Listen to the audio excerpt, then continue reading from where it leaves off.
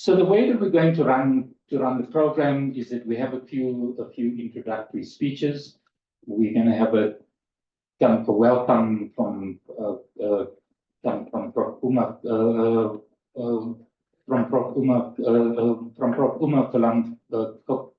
Kalamparambal, who's the head of the School of Economics and Finance, and she was the kind of head of school in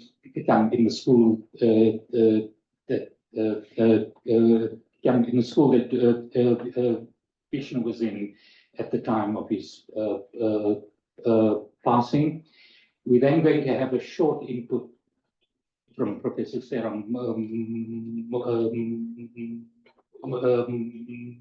Moswetsa, who's here with three hats on.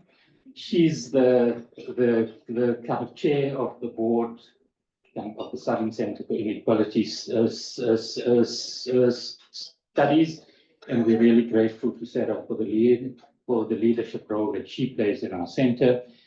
She's also the head of the kind of HSRC, but she's here, I think, mainly because she's the head of the NIHSS, and the NIHSS kind of really generously supported us on the financial side to really enable us to deliver this fantastic book.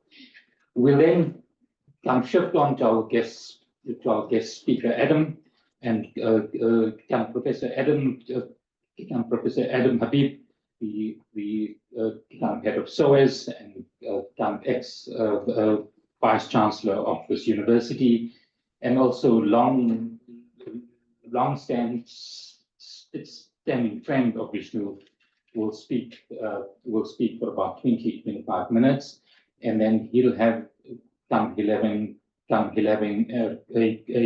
short engagement with the three editors around some of the issues in the book. So that's the program, and with that, let me then pass it on to Uma so that she can do the official welcome.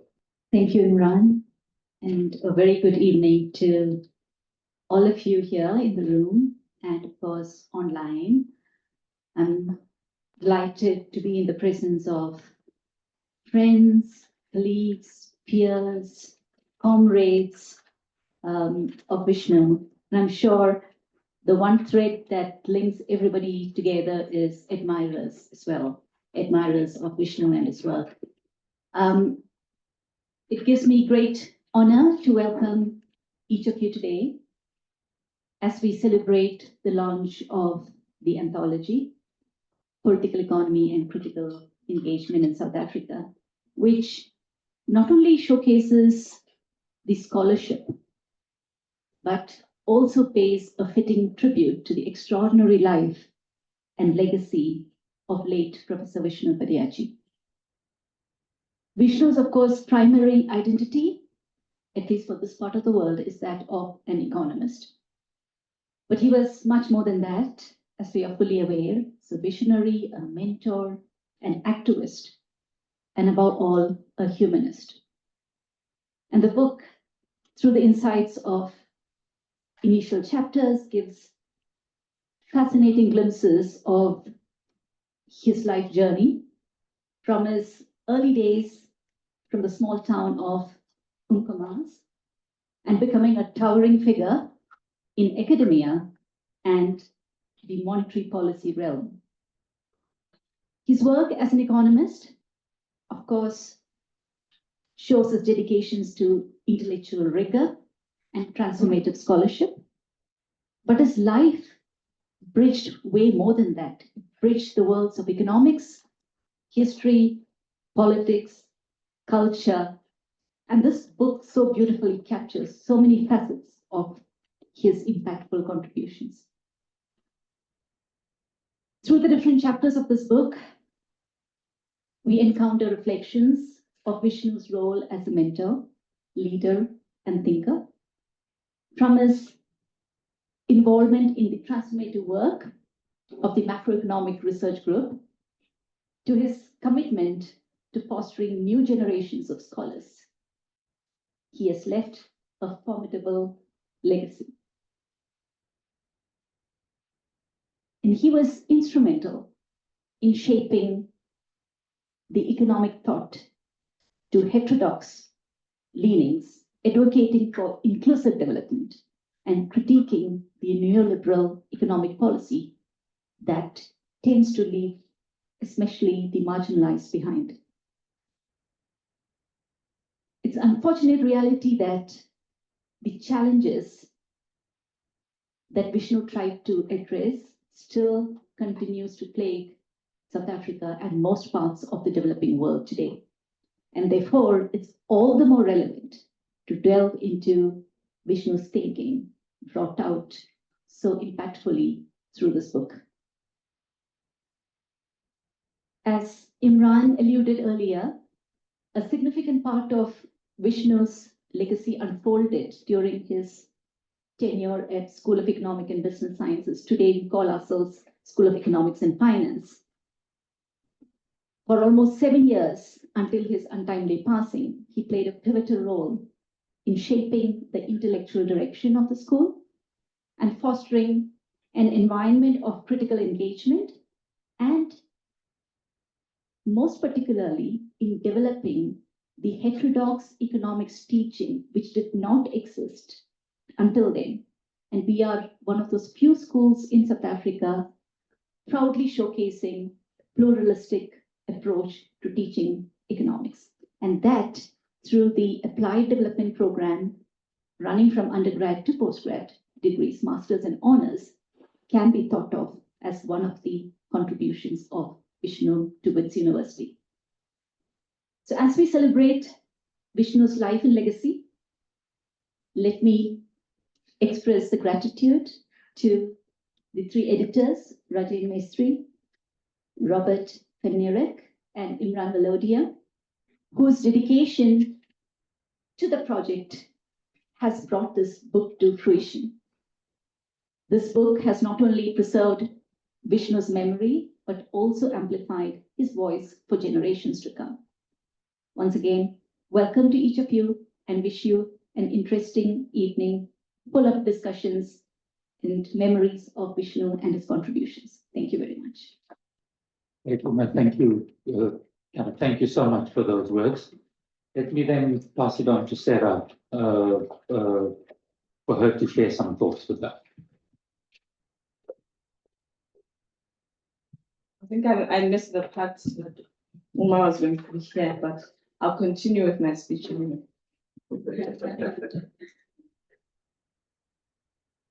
So this is one of those invitations or emails that I responded to Stacey Lee very quickly. I don't know if you've had that conversation with Imran. So usually when someone asks me to come and give a talk or an invitation, I do 2 things. I rush to my calendar so that it rescues me, and you usually shout. My calendar didn't say that.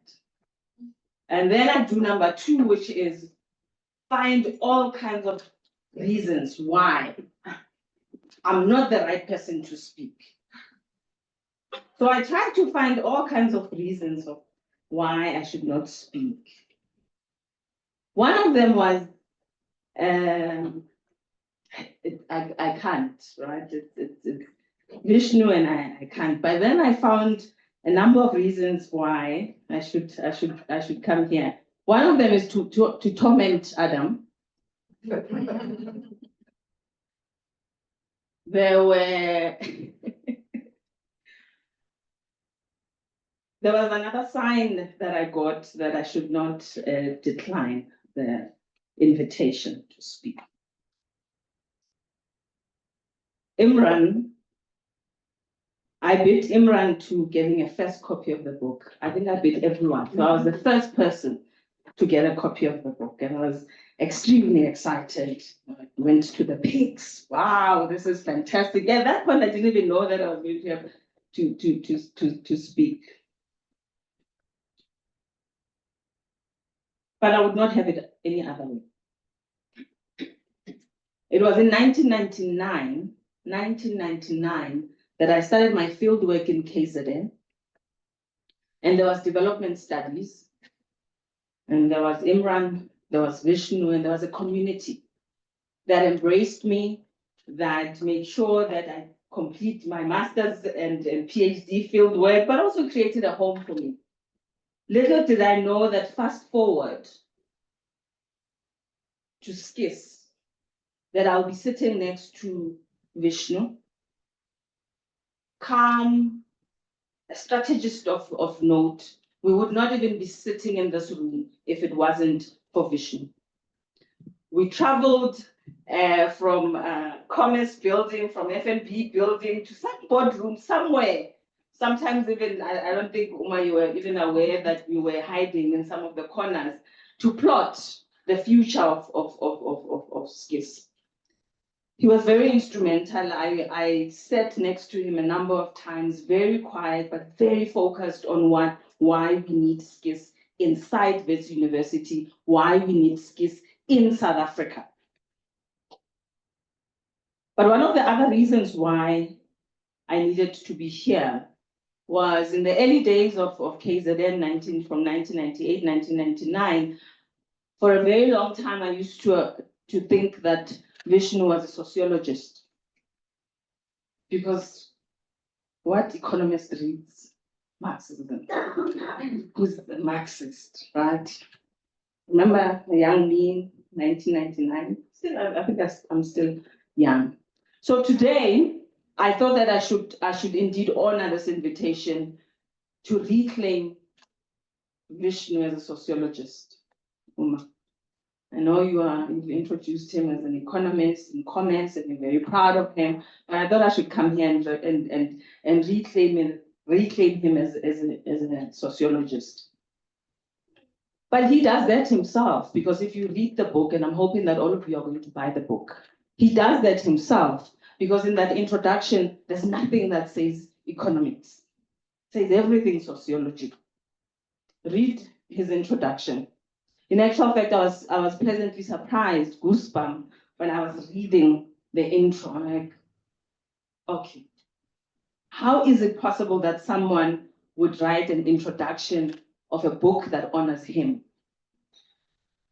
A masterstroke in many ways. The book also reclaims Vishnu as a sociologist. And I see Imran is very nervous. He's like, what is this thing about sociology? Right. But the book itself, I think, as I was looking at the 26 chapters, does something remarkable in the history of the humanities and social sciences. That it cannot be pigeonholed as one of those very cheesy contributions that honors someone. It's a solid scholarly work. 26 chapters. It moves from sociology to history. It moves from sports to economics. The history part is an interesting one, because in it we also talk about very contentious time of policy making in South Africa. Adam has a beautiful task, which I wasn't given, to talk about the book and Vishnu. Let me say two last things. Indeed, a big congratulations to Imran, Robert, and Rajend, that are here. But that, I think, and the many contributors here, including Eddie himself, right? But let me pause and congratulate UKZN Press. That in times where university presses are facing an onslaught of funding and purpose, that you'll still have UKZN Press that still wants to publish this work and take it seriously. I think we need to celebrate, but we should not just celebrate such presses in the university. We should also fully support them. We should fully support them because the work that they do is important in capturing our histories, but also celebrating who we are as we've and our work. And here we are celebrating Vishnu's legacy and work. And I know that his soul is resting in peace. And may we continue to honor him with the success of SCIS. I'm very proud to be part of SCIS and having worked with him so closely just for a short period of time. Thanks, Emma. Thanks, Sarah. I think your comment about the sociologist in him is a real is an outstanding example of the breadth of his work. And I think there are people among us who would claim him as a sociologist, as an economic historian, as a historian, and as a political scientist. I'm sure Adam's going to claim him soon. But it's a hallmark of the type of person he was, and I think that breadth of his work is really quite well captured in the book. So let me then shift on to our next speaker, and I'm really pleased to pass the microphone, as it were, on to Adam Habib. So Adam, over to you. Okay, fantastic. So colleagues, friends, Sarah, Vishnu, not Vishnu, Imran, it's lovely to be with all of you. I am sorry that I cannot be there in person. I truly would have loved to be there and to be able to honor Vishnu with all of you in the room. Also, thank you for asking me to lead this conversation. You do me a great honor. Vishnu was important to all of us. He was important to us personally. He was important to us professionally. And you collectively do me an enormous honor by asking me to lead this conversation with the editors. You know, I have a few remarks which I wrote, and I will read, and I entitled it, Vishnu Padayachee, a teacher above all. And Vishnu was many things. He was an incredible academic. He was a good higher education manager. He was an incredible activist. He was a sports enthusiast. But I entitled these remarks, a teacher above all. And that's not because Vishnu was an educator. He was that, and he was an incredible educator. But in many ways, he taught me how to live. He taught me how to coexist with people I disagree with. He taught me how to live with contradiction and coexist with contradictions in our personal lives. And he had many. And in many ways, he taught us how to be human. And in that sense, he was the greatest teacher of all. And so that's why, in a sense, I entitled today's remarks, Vishnu Padayachee, a teacher above all. Vishnu Padayachee was a friend, a comrade, and a mentor. He was one of the first persons I met at UDW, and he was one of the first who mentored me when I got to that fraught political environment that was UDW in the early 1990s. He served as a bridge between an emerging generation of activist academics and an older generation of more established ones. But he was also one of the first persons who stewarded me in the institutional politics of the University of Natal some 10 years later, which was a very, very different institutional space from that of UDW. He assisted me with the supervision of my doctorate in the mid-1990s, and then became a 2-decade-long research collaborator on the politics of resistance and the politics of economic policymaking. And even after 20 years, I don't believe and having jointly published a number of pieces, I don't think we entirely agreed on the subject. Because Vishnu was partial to the policy process. When he spoke about politics, he spoke about the debates in the policy process, the deliberations that took place in those forums, and how to navigate these. While I was most often focused on the power differentials of social actors and how these could be remolded, even manipulated to determine alternative outcomes. But it was a valuable collaboration because in many ways, he enabled me to understand policies and how to navigate and develop these, which, to be honest, became far more crucial in later parts of my life.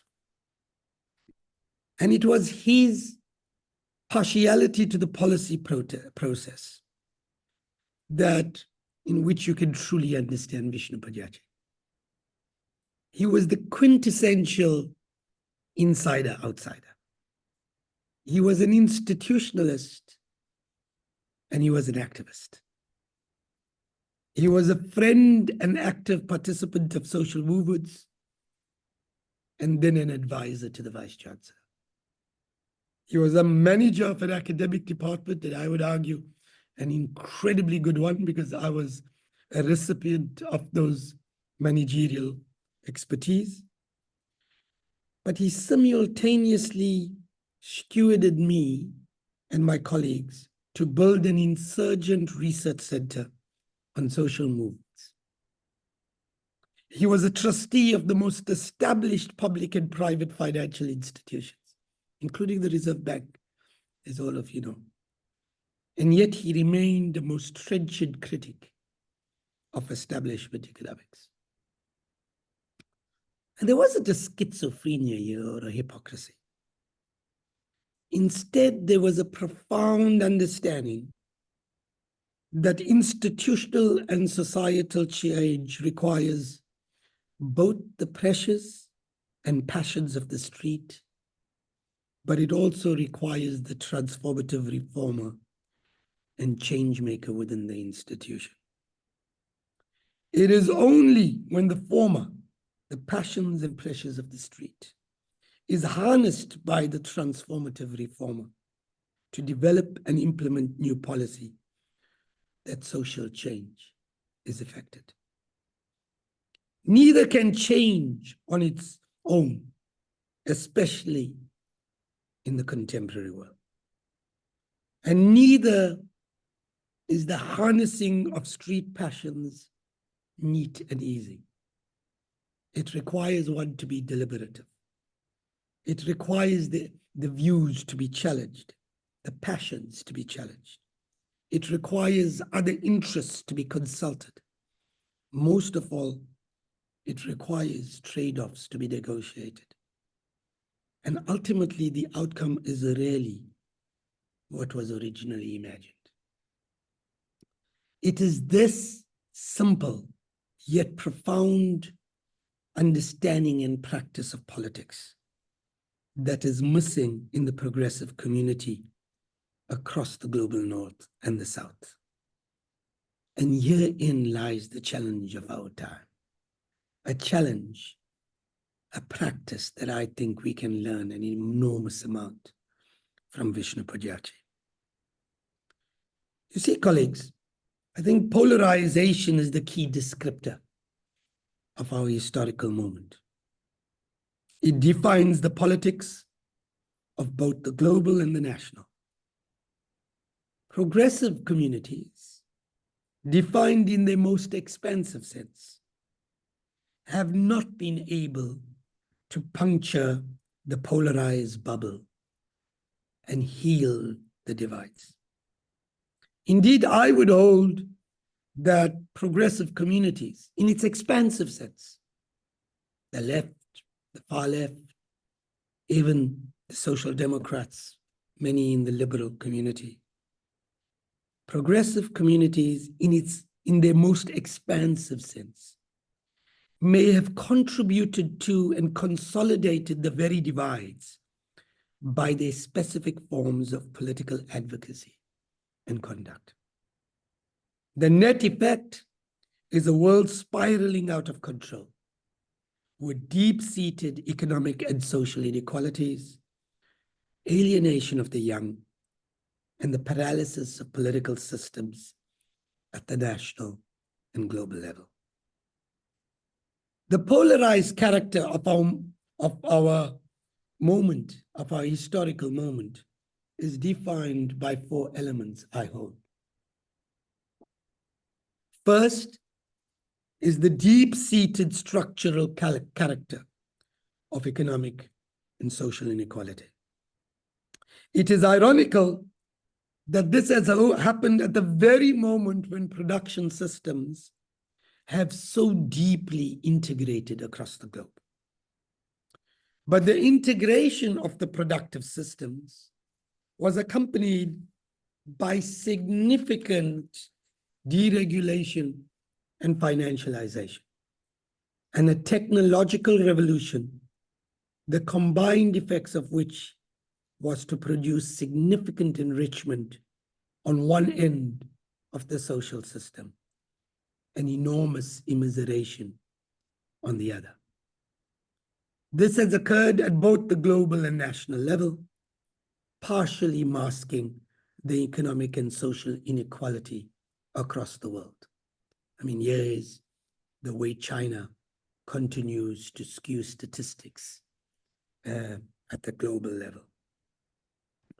The deep-seated inequalities has not only provoked significant class, but also generational polarities.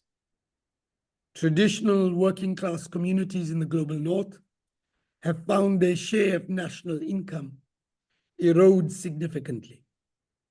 Similarly, the inflationary effects of enrichment across the world has enabled a real estate bubble, negatively impacting on young people's ability to enter the global and national property markets. This, together with financial debt inherited from new regimes of university and higher education financing, has provoked significant alienation of young people. This is the first generation since the Second World War that deeply believes that their lives will be worse than that of their parents' generation. The behavior provoked by this alienation has eroded the social pact between generations, compromising social welfare regimes, including pension and medical aid systems. The economic and social inequalities have enabled the rise of ethnic and opportunistic political entrepreneurs who have tapped into these popular discontents to advance the politics of polarization and hate. This has manifested across the world in both the global north and the south, eroding democratic systems and accountability, and giving rise to new forms of authoritarianism. A new breed of political actors, Trump, Johnson, Farage, Wilders, Le Pen, Modi, Netanyahu, Bolsonaro, Malema, Zuma, All of these have emerged across the world, as have a new set of issues: migration, abortion, affirmative action, national development and national jobs, culture wars. Liberal and social democratic politicians have responded by both doubling up on some social issues and becoming responsive to others, like economic nationalism. The net effect was to transfer some of the polarization in national systems onto the global system itself. Polarization among and within nations is occurring at the very moment where the global system needs to coherently respond to the transnational challenges like war, climate change, pandemics, food security, and equitable access to natural systems like water and energy. The profound distrust engendered among nations is not only between East and West, but also between North and South, but it has also bedeviled climate change negotiations or the solutions of transnational challenges like pandemics and war. Both the Russia-Ukraine and the Israel-Gaza wars have polarized relations between nations, cementing not only former divides between East and West and North and South, but also dividing nations, especially in the West. The result is increasingly the rise of a new Cold War with multiple global and regional dimensions. Progressive intellectuals, activists, politicians, and organizations have been found seriously wanting in this historical moment. Relying on old formulas of political action and resistance, they have consolidated divides rather than healed them. Much of this has to do with the insufficient appreciation of the need to develop a politics that speaks to multiple audiences and balances competing priorities. This involves aligning class interests of white working class communities in the North with those of diasporic communities, or balancing the imperatives of transformation and inclusion with those of professional excellence and efficiencies in both the global North and in the majoritarian world. In the global playing field, such balancing of interests involve aligning the development needs of nations in the majoritarian world with the climate change imperatives at the planetary level. In thematic area after thematic area, progressives have been found wanting in the creation of a sensible progressive politics that advances the interests of multiple disadvantaged communities. But the practice of progressive politics has also been challenged for its failure to apply rules and policies consistently across divides. Not only has this involved indulging crude populist politics of anarchist and extreme left groups, including violence, political intolerance, harassment of individuals, and cultural and racial chauvinism within some sectors of diasporic communities, while not doing the same for similar behavior among groups they abhor. But it has also not proactively deliberated on the parameters of peaceful protests and what to do with malevolent individuals who repeatedly violate the boundaries, the ethical boundaries of resistant politics for their own personal and group agendas. All of this suggests there is an urgent need to redefine the agenda, the contours, and practices of progressive politics.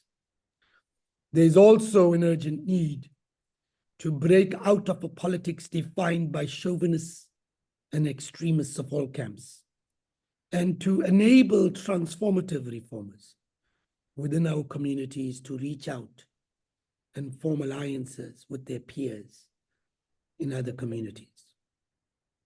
Most importantly, it requires developing a politics that understands the importance of grappling with trade-offs and sequencing reforms so that they have a snowballing effect of progressive change.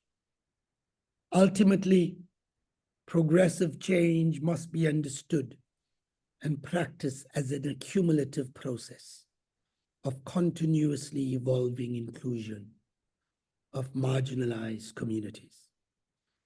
And if you read our constitution in South Africa really carefully, you'll see at its heart, at its soul, it is a document that speaks to an agenda of a continuous process of inclusion for decades, centuries, and for generations. And it is this agenda that should animate and define the agenda of public institutions, universities, and dare I say, social movements, political parties. And it is this agenda that Vishnu instinctively understood and practiced, as is attested to in so many of the chapters in this edited collection. It is also this philosophy, perspective, and practice of Vishnu that I would truly like to explore with the editors of this book, Rajan, Imran, and Robbie. And so, colleagues, I don't know how you want to do this, colleagues, but I was hoping that I would pose perhaps a question first at Rajan to speak to Vishnu's early life and his formative years. And then secondly, to Imran to speak to Vishnu's life in the university, partly because he and I navigated and lived with Vishnu through those university years. And then finally with Robbie to come to what I see as the conversation on policymaking, MERG, and the politics that surrounds that. And if that's okay with you, then I'd like to kick off to Rajan to tell us about Vishnu's early years in Amkomas and how this may have impacted on his later political trajectory. But what I'm really interested in, Rajan, is to look in those early years and what is it in those early years that allowed Vishnu and gave him this ability to speak to multiple audiences, to bridge divides, to enable conversation across divides and constituencies, because that is so missing in the progressive community of today.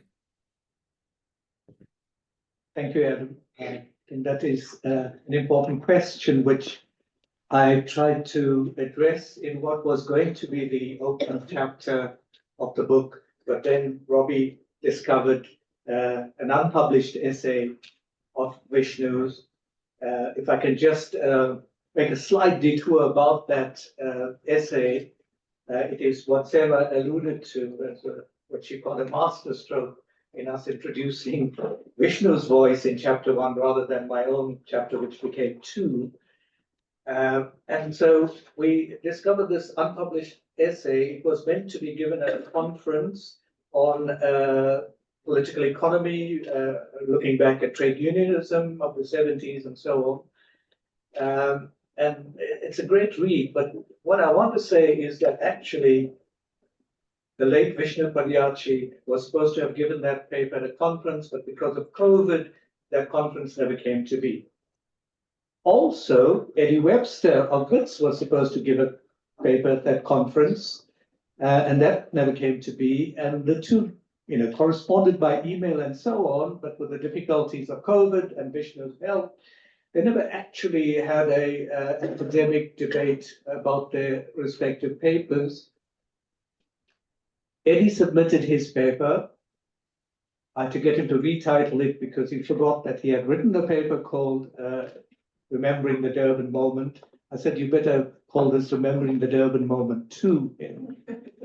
And it is an update. But the thing is, the two authors were talking to each other, and it was the two late authors who were talking to each other because Eddie died, as you know, while the book was in press. So, you know, there's so many nuances in the book. However, let me answer the question. Not an easy one, because it's easier to find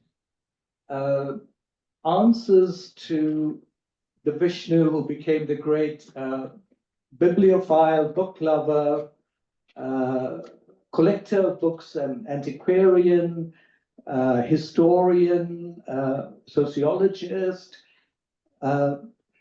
perhaps even economist. I can trace all of that to his youth in Amkamas. By the way, we say Amkamas, but there are two better pronunciation, Mkomas. And there's also, of course, the proper Mkomazi, which means the place of the great blue female quail in isiZulu. And that's one of the facts that people don't know about Amkamas. It was a Hermanus of southern KZN, because whales would go upstream to spawn or have their young. But that ceased to be as of the 1950s. That was my second digression. To answer the question, that I think it's mostly to do with Vishnu's family and the communities of Amkamas, that he became so sophisticated in all those areas I've discussed.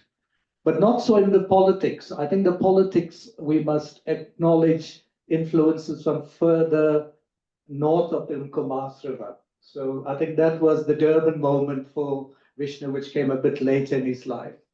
But the seeds of those things, a kind of socio-political awareness rather than a radical political awareness, can be found in his childhood and high school days. So what am I talking about?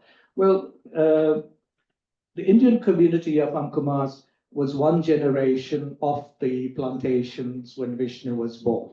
Okay, so that means that people still have parents and grandparents who had labored in the fields. Therefore, they were not going to be fooled by clever talk and so on. These were practical, hardworking people. They still are south of the Mkomas River. And so there was that aspect of Vishnu. He would grow up having seen hardship. People who lived around him were not as well off as his family. His family were relatively well off, not over well off. And Vishnu's grandfather was born in Mkomas. On his first trip to India, saw so much poverty. He was astounded at the poverty in India compared to what was Natal then, that when he came back to Amkamas, he sold all his worldly goods, his bed, much to the dismay of the family, his table, his furniture, his books, and he lived in a small building apart from the main house, which the family called a Mado, and they were asking me, what is a Mado? And no one in KZN knows what a Mado is, but I've traced the word to south of India, where it means a spiritual retreat. So that grandfather must have instilled in a young Vishnu, not only the Tamil language that Vishnu was absolutely fluent in until the age of 6, but in not quite spiritual values, but values that we would say of caring, of nurturing, that we say is Ubuntu as well today. So he got that from the grandfather. The grandfather, in fact, and this is little known, was the founder of the Divine Life Society of South Africa. Now, people in Durban all claim credit for it, and it's a great charity organization. It's religiously based, but it really is about, it's an NGO, social uplift for all communities of Natal that need uplift. And they still go around collecting donations nationwide. They always knock at my door before Diwali in Cape Town and so on. So the roots of that kind of awareness certainly come from his grandfather's line. Where economics is concerned, his uncles ran a shop on behalf of their brother-in-law, who was a good proprietor,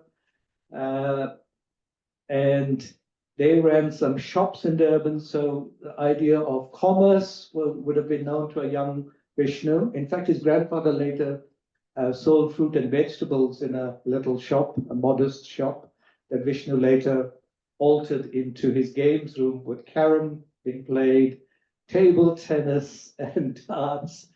Vishnu also converted that spiritual retreat into his den. So when the grandfather passed on, Vishnu was given the freedom of the spiritual retreat, which he turned into a library, an art room. It had artifacts from other parts of Africa and India.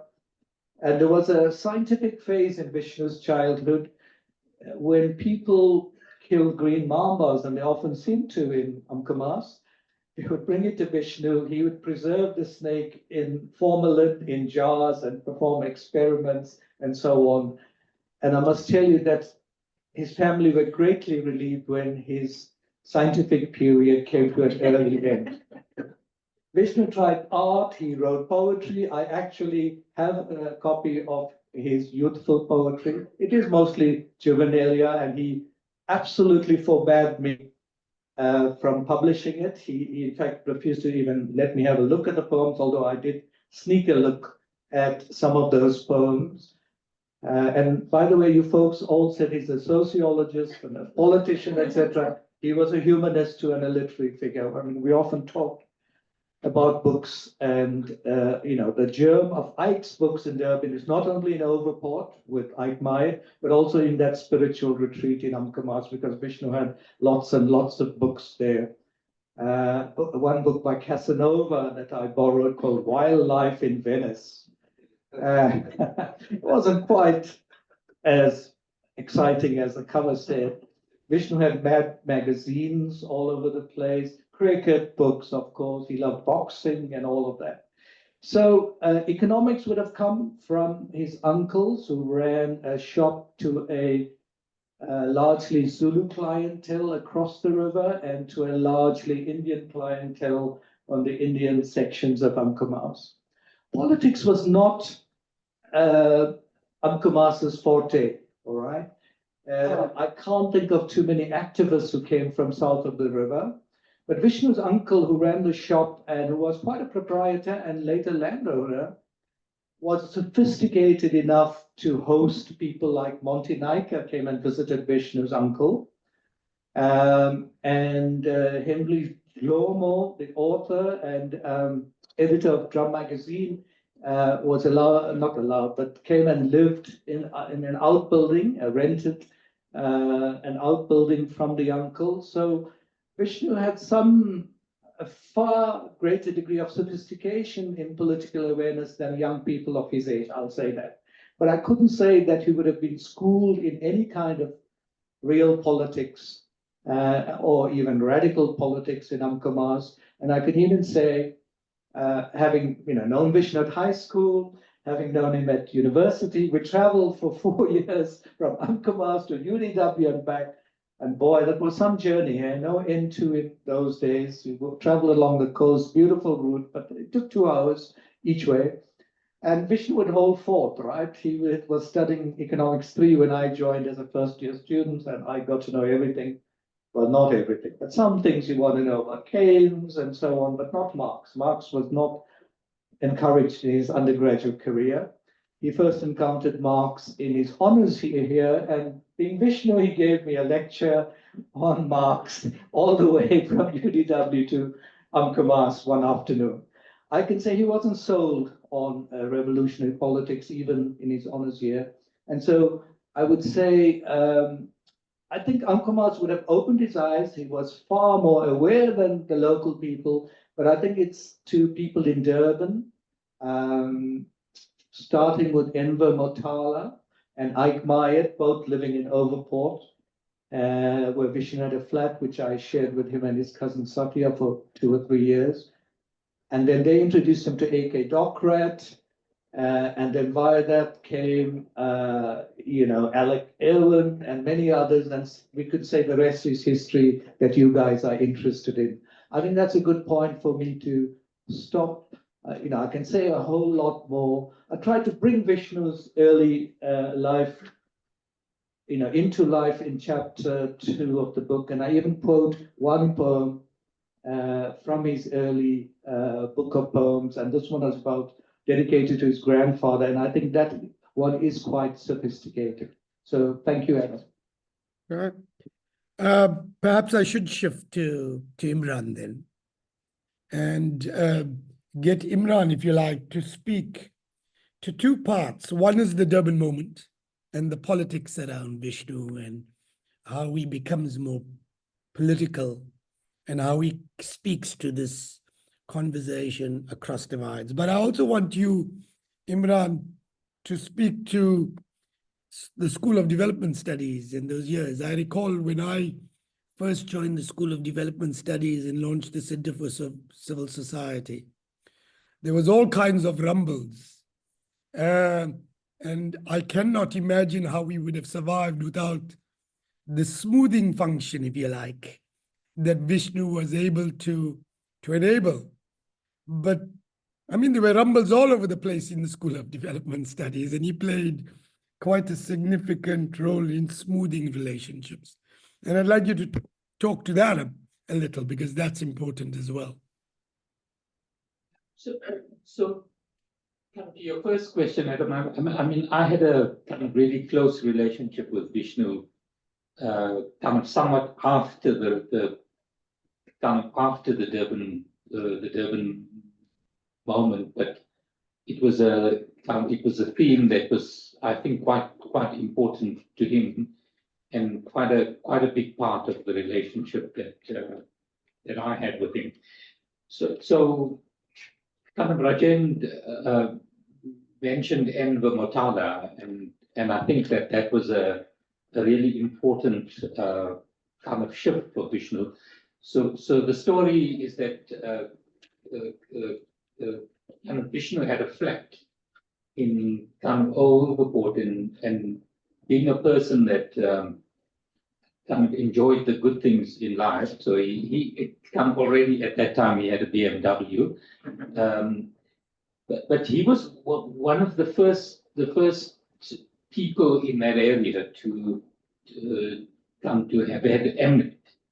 And in those days, if you were anything of a sports fanatic, which both he and I were, then kind of having kind of access to someone who had Mnet allowed you to watch some of the kind of English football games. And Vishnu was great, but he did have a few faults as well, as I kind of referred to in the book. He kind of supported Tottenham Hotspur, which is a pretty hard thing to do. But we would kind of often converge on his flat, because that was the only way to watch the football games. And kind of inevitably, Enver would come into the room to kind of reprimand us for kind of spending too much of time kind of watching football and not spending enough time kind of fulfilling our responsibilities to learn from the workers and to support the trade union movement. And I think his relationship with Enver, I think, shifted him quite a lot from the person who was essentially kind of doing economics in a kind of at that time an Indian university in Durban, to really getting into a much larger kind of set of engagements around the kind of the nature of apartheid in South Africa. What exactly was the relationship between capitalism and apartheid? And he certainly exposed me to what Enver had exposed him to to come trying to think a lot more deeply about the nature of apartheid South Africa and what the kind of politics of that time were. You can remember very well, Adam, because you were slightly further to the left kind of at that time. But these were intense debates that people had about whether you were kind of a UDF supporting unionist, whether you were a workerist, or what the potential was for kind of unions to serve as a transformative kind of institution. And I think those years that took him sort of out of the UDW or the parts of UDW that were not all that interesting. I mean, it was an apartheid institution. It was run for the most part by a bunch of sort of people from the Broederbond, and any progressive sort of thinking at that time. We're now in the early to mid 1980s was very much on the fringe, and I think kind of Enver, AKM, etc., took him out of that world, and I think were kind of important parts of what happened to his own education. He shifted to kind of Isa, where he worked with John. I think those were all quite kind of really important issues for him. To your second question, I think, and it comes back to your point, Adam, about Vishnu's kind of ability to really understand the links between the kind of insides of the university with its kind of relationship to the sort of politics on the street. I think better than most, Vishnu really understood the kind of importance of kind of academic institutions and kind of research centers being kind of successful kind of inside the university and having to meet all of the criteria for success that being in a kind of university places on you. I mean, he was kind of really instrumental, I think, in the School of Development Studies being one of the most kind of academically productive kind of places at that university. He was pretty instrumental in kind of the teaching program that we developed. But kind of, as you said, always understood that the success of that project relied on the kind of ability to transcend the normal functioning of the university, and that you really had to build teaching and research programs that would extend your reach and your impact and your kind of influence, but also your influences, and come to reach out into the real world. And I think the kind of allowing kind of centers like the center that you led at the time, the Center for Civil Society, I think kind of lots of other examples, building a kind of program of research on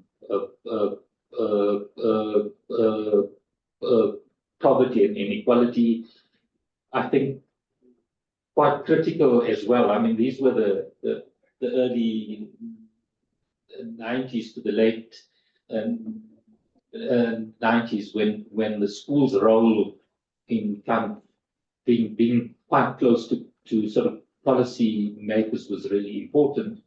But I think he really understood that you had to kind of also transcend that. So building partnerships with kind of social movements, with the then some of the emerging kind of movements like kind of Padayachee, etc. I think his kind of leadership to allow all of that to flourish, and as the manager and as the head, having to take the responsibility for all of the tensions and, to use your words, the rumblings that all of that generated. I think he really understood that it was his job to keep the coherence. And I think that's a skill that perhaps both you and I really benefited from and learned from him. So I'll stop there. For now. And then perhaps I should go to Robbie. Robbie, I mean, you know, the thing that always intrigued me and puzzled me about Merg and the economists associated with Merg is when we reflect on why Merg policies didn't come to dominate the state's agenda. The explanations too often go back to we were betrayed by a couple of individuals, and it always kind of lands up at Trevor Manuel and a couple of others. And the thing that I wanted to kind of ask you was, is this fair? You know, was there not serious structural elements in the dynamics of power that made this inevitable at some ways? And think about societies that tried to de-link and what happened there. And the reason I pose this was because it seems to me that if we are to build a politics that is responsive to this moment now, then it has to think through and understand what happened at Merg and learn what are the politics that needs to be created to allow for an accumulation of reforms, of an accumulated agenda of change. And I wanted to get your thoughts both on the past, but as much about how that past speaks to the future. And if you could, please give us your thoughts. Thanks. Thanks for that, Adam. Just also want to acknowledge we've got Bradley Borders and Keith Beckenridge who make fabulous contributions to the volume as well, amongst all the authors that we have this volume. And just before I respond to the very important question, Adam, I just also want to, in a sense, just give a caveat to Vishnu and Umkamas. And just to say from the many conversations I've had with Vishnu over time, and some know much longer than me, his experience in Umkamas was profoundly political, but not in the obvious sense of having political mentors or reading groups. It was what he observed in his social interactions of being, in a sense, torn into an upper middle class existence through his aunt, essentially, not from his direct family, and seeing the relations between the servants and those who ran the household. And he described one particular incident where one of the workers who was attending to the family was treated in the most disparaging of ways. And he said it was quite unusual. But he said this, observing this experience, offended him absolutely to the core. And he couldn't describe how deeply hurt he was by that. And so that part of what he observed, the classism that is also part of some parts of that Umkamas community, was something that deeply shaped his ethical values. And that would be the thing that I think is, perhaps more than reading Marx's texts, is profoundly political in terms of how it shapes your sense of commitment.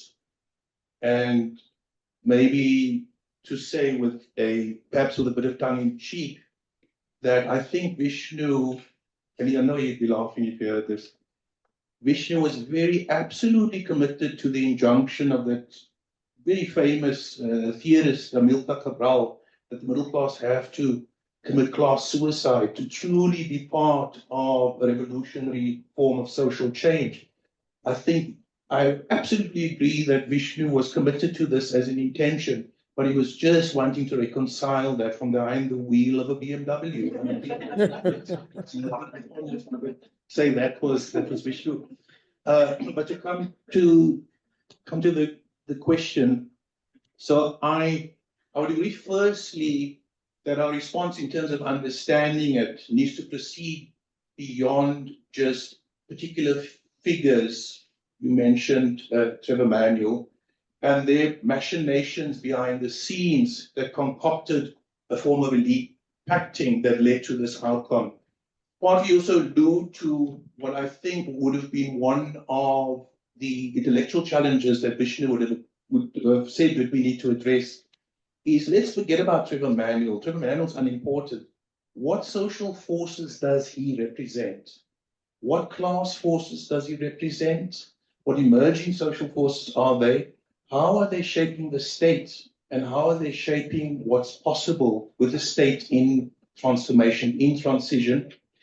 And how do we take the realities of those new social forces emerging? And of course, part of the problem was the idea of new social forces emerging, like, for example, a new black bourgeoisie, which happened actually in terms of its intention at the very earliest of stages. We thought it only happened when black economic empowerment took root and when Thabo Mbeki was really putting a lot of money into creating this notion of a sort of corporate class that were black.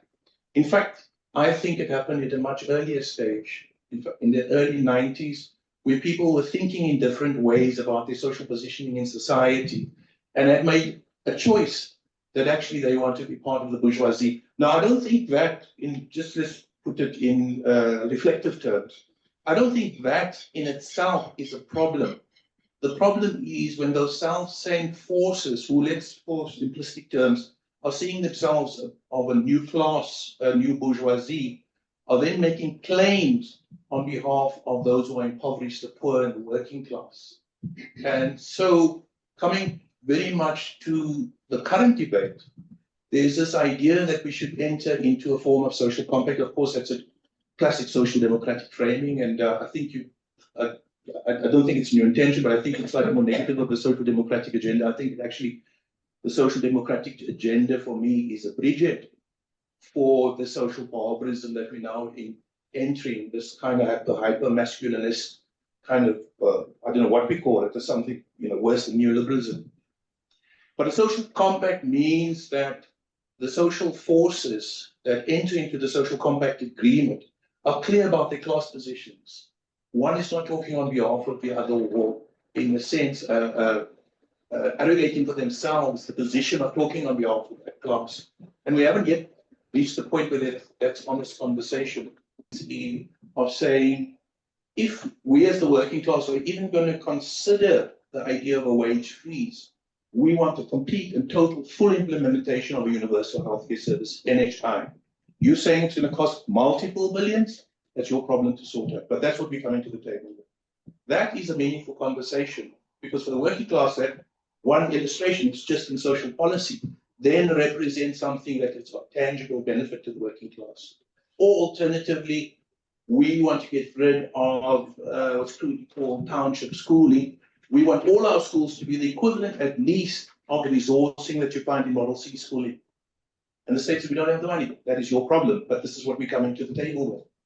And of course, in saying it's your problem, you then have to see how they can become a collective problem.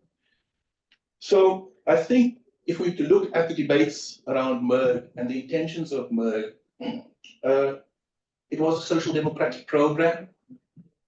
The healthcare reform proposals assumed that everyone in the ANC leadership and the policy elite were in favor of universal healthcare. That's why I proposed very specifically a national health service, of course, in a sense, inspired by the UK model, which of course is going through its own tribulations at the moment.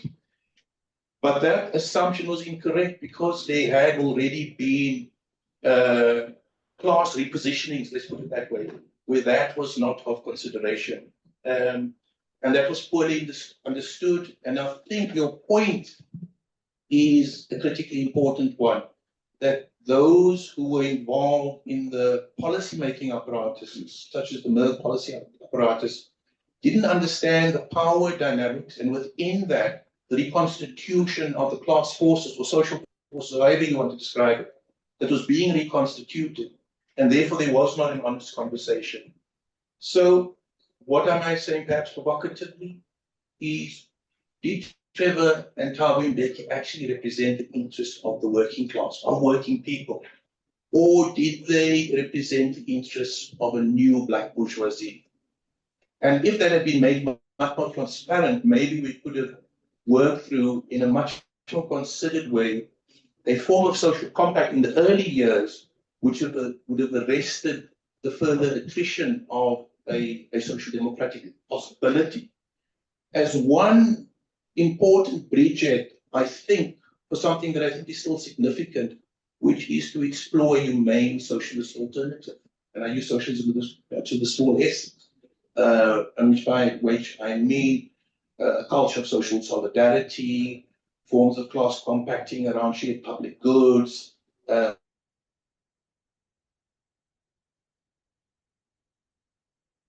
needs of its fellow citizens, and all those elements which one would associate with a democratic socialist model, but which wasn't able to come to fruition. And finally, I'll say that if it was possible, it was the 90s that made that moment possible because of the levels of trust that existed.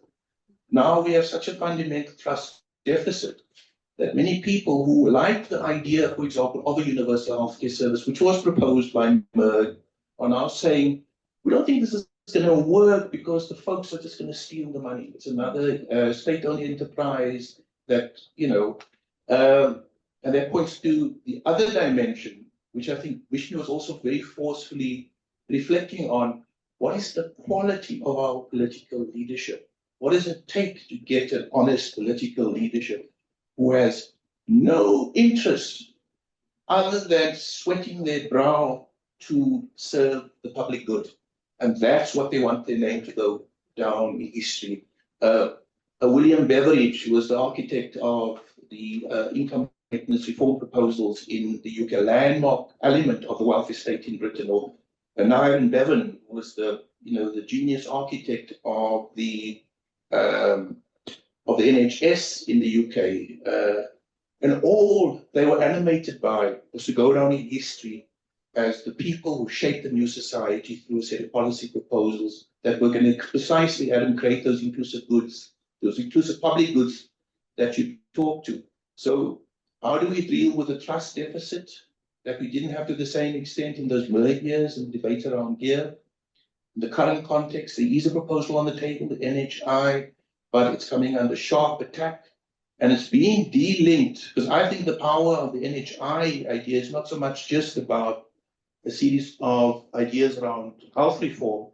It's about the idea of a good society, another thing that actually animated Vishnu. And while at the core of his work, there was its commitment to understanding economics and economic policy.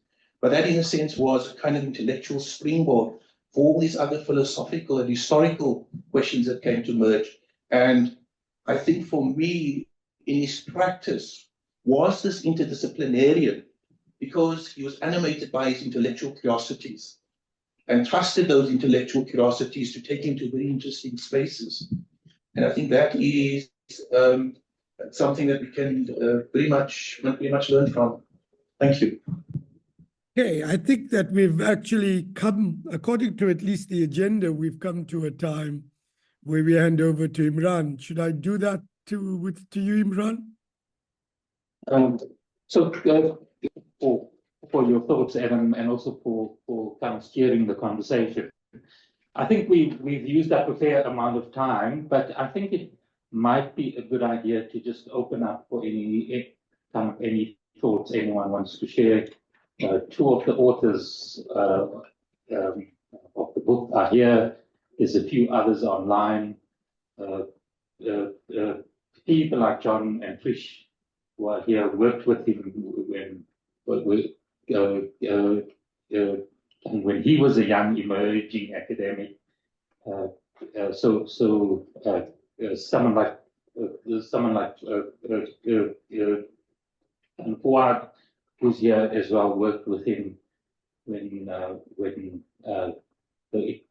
in those early years before Merck. There's a few students who were in the School of Development Studies who are now much more than young academics that are here as well. So if anyone wants to share any thoughts, we can take some time for that, or any questions anyone wants to pose. Come on, let's go to Fuad and then to Keith. Thank you, Imran, and thank you, Evan, and the other speakers. I think, Evan raises something. I don't think the Merck issue or the politics and the policy making around must be focused on individuals entirely. I mean, there was something happening globally, which I think was underestimated by the researchers and the academics within Merck. I think the left has to recognize its own failings. The left has spectacularly failed globally. So the point I'm trying to make is that what we underestimated at the time is the global forces around which the world was evolving. And Merck was a document by a group of academics who were committed, who were part of the progressive forces in the country. But in reality, around there was a massive change in the global order taking place. And I think we have to recognize that. It's not just one or two individuals. Well, mention was made of Trevor Manuel. I don't think it's only that. And I think policy making is a bit bigger than just few academics sitting down and crafting a document. I think it's more than that.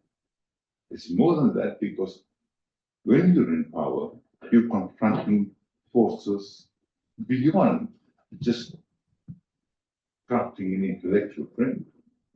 You're confronting very difficult situations. You're confronting trade-offs. You're confronting policy issues, budgets, trade-offs, choices. So I think it's a bit more complex than we make out at times. But having said that, I think Vishnu was a friend of mine. I remember him very well. I participated with him. In fact, I applied for my first job at UDW and didn't get a job there, and I was offered the job at the University of Cape Town and then in Berks, but not. And I remember Vishnu from that time. So it was 1980. Vishnu all the time remained a good friend, and I have enormous memories of him. Thank you. Yeah, I'll just say briefly. I mean, I think I'm a pretty serious intellectual historian, a kind of specialist. I'm pretty lonely in this field. There are not a lot of people I can really speak to, and Vishnu is really one of those people. He knew about the specific intellectual contribution of people who were important in Johannesburg in the 1920s, important in the Reserve Bank, important in the mining companies, and I wouldn't say he was obsessed with them. He was just unbelievably, voracious intellectually. He would consume very widely. He had exactly the same kind of obsessive, fine-grained interest in, who Mandela saw on which day in 1995 and what they said at which meeting.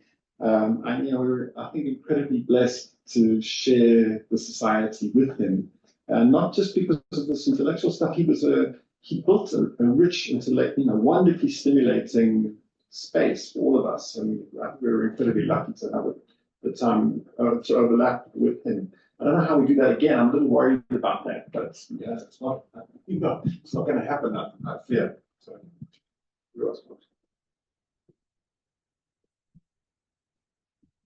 Good, Brady. Thank you.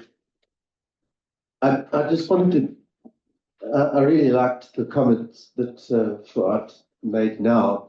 And of course, this was the Merck document emerged shortly after the collapse of the Soviet Union.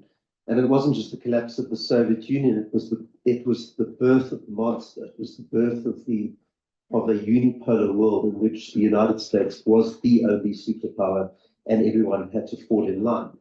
And the high point of that was the Iraq War, where everyone was just terrified. I mean, Thabo Mbeki was practicing his golf swing so that when George Bush came to visit him, he could suck up to him. I mean, but everyone, it wasn't just Thabo, it was everyone. And the point I wanted to make is I'm not a Trotskyite like Adam. So I'm much more interested in geopolitics. As awful as Stalin is, he represented a geopolitical force.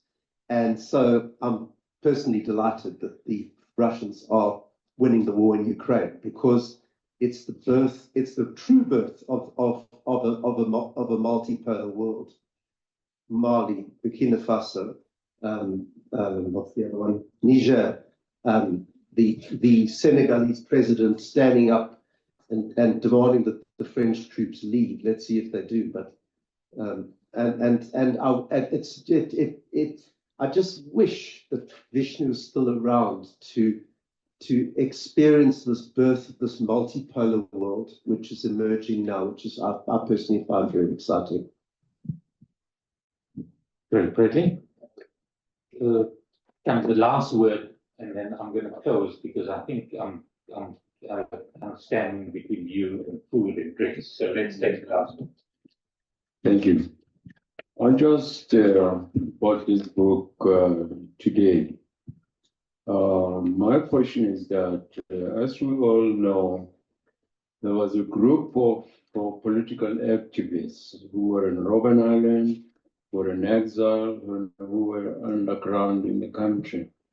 For those of us who were in exile, we happen to know, I come from Alexander, for example, and you know how apartheid separated all of us. Now, the few comrades that some of us knew coming from KZN were people like Fatima Mir. Now, if you have to pigeonhole Vishnu, where would you say he fitted in the whole political spectrum of South Africa? Was it middle of the road? Was he left? Was he Trotskyist? Was he what? Thank you. It's a tough question. Let me try. I think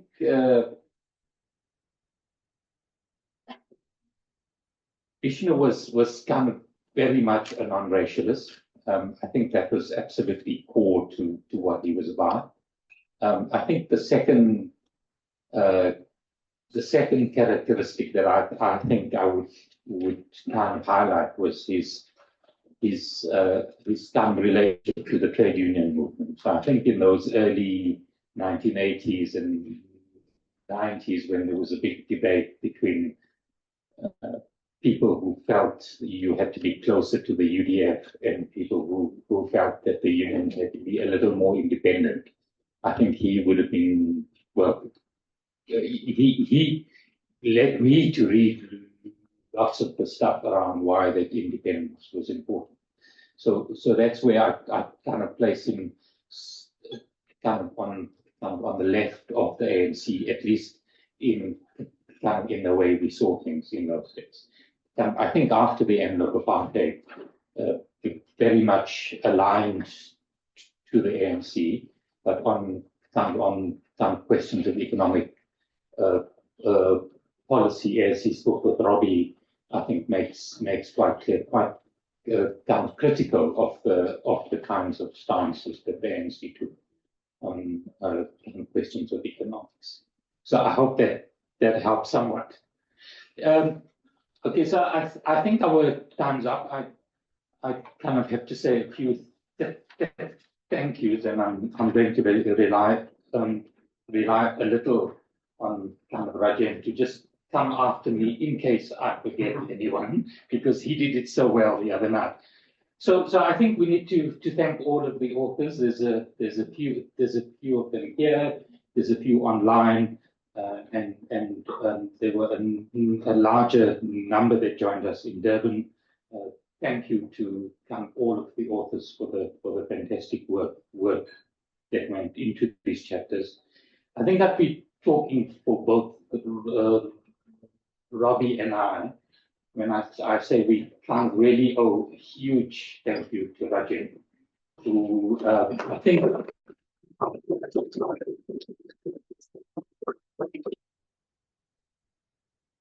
I think these co-edited book projects rely on one of the co-editors really taking the lead on lots of things, and Rajan really play that role. Thank you as well to Robbie, who I think found some of these really interesting things on in Vishnu's intellectual holdings that were not out yet, and it's been a fantastic pleasure to work with the two of you on this. Thanks to our speakers tonight, Adam. Thank you so much for your input. Thank you, Sarah, for being here, for your support for this book. Thanks to Uma for supporting this evening, for supporting the symposium that was the lead up to the book. I think all three of us owe, and all of the authors owe a special thank you to UK's Dead Press. As Sarah said, they really took this project on, and I think especially at a time when it's so hard for whole academic presses to survive, really did a fantastic job. And really at the heart of it was Sally Hines, and I think appropriately Sally and UKZN Press were the publishers of the book. We had fantastic support from Karen Press, who was the editor, the typesetters from UKZN Press, Judith Shear, who many of you would know, did the proofreading, and as Rajan said the other night, one of the really remarkable things about this book is the absolute amazing index to the book, which was done by Vishnu, who many of you would know as well. There was a WhatsApp group made up of friends and members of the family who were instrumental in getting these fantastic pictures, and lots of the intellectual work that went into this book, I think, was informed by that group. Thanks to Robbie's school, the Pitt School of Governance, and to Vishnu School, the School of Economics and Finance, for supporting tonight. And then a special thank you to the SCIS team who made everything happen tonight. So thanks for all of that. And you know who you are. Thanks to our colleagues from the business school who ensured that all of the IT worked. I'm really grateful for that. Before I close, let me just check in with Rajan. I think you've covered it all, actually, except for one thing, because this is a hybrid event and there might be one or two of the authors of chapters of the book from abroad who might be paying attention now or in the future if this finds its way into YouTube or something, just to say thank you very much to all authors for contribution, and especially the overseas authors. They've really played their role in producing sparkling essays well worth reading and really participated fully in the project. Great. So then I'll close with two last remarks. The first is to invite those of you who are here with us tonight to join us for some snacks and some drinks, and then to also highlight the fact that the books on sale. It's at a special price tonight, and the editors and the authors who are here will, I'm sure, be happy to sign